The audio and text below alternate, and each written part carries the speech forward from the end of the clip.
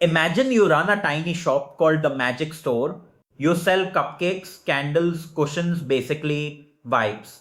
Now, before you panic, today we're talking about Indian Accounting Standard 2, but don't worry, I promise it'll feel less like accounting and more like a story time with numbers.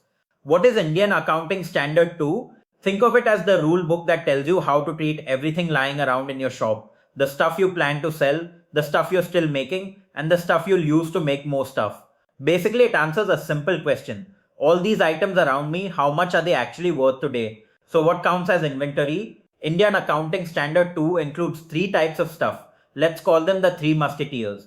Firstly, finished goods, things that are ready to sell, like cupcakes, you're proudly displaying. Secondly, work in progress, WIP, things that will be cupcakes but right now are just batter sitting in the oven.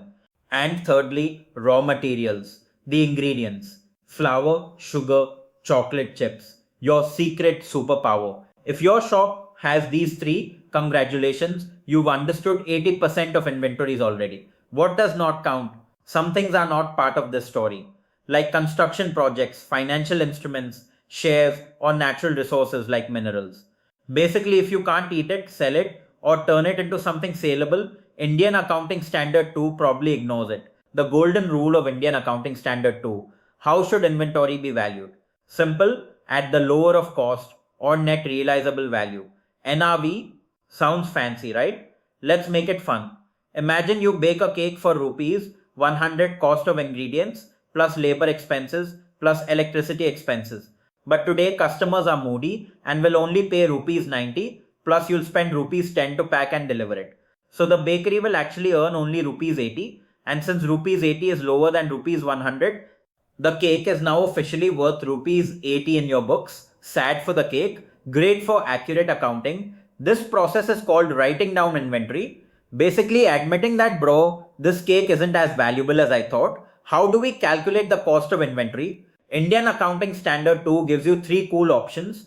FIFO, first in first out. Oldest items get sold first, like selling cupcakes from yesterday before selling today's fresh batch.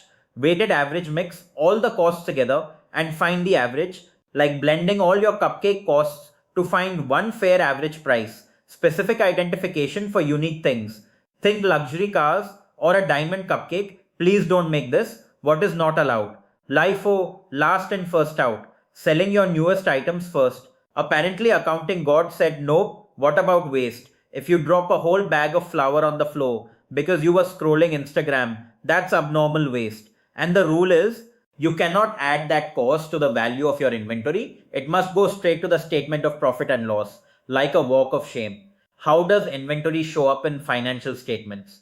Simple balance sheet. You show the total closing inventory value as on the date of reporting. Notes to accounts. You mention how you calculated it, FIFO, weighted average, etc. Kind of like showing your recipe so readers trust your cupcakes. Why all this effort? Because Indian Accounting Standard 2 makes sure businesses don't overhype their inventory values.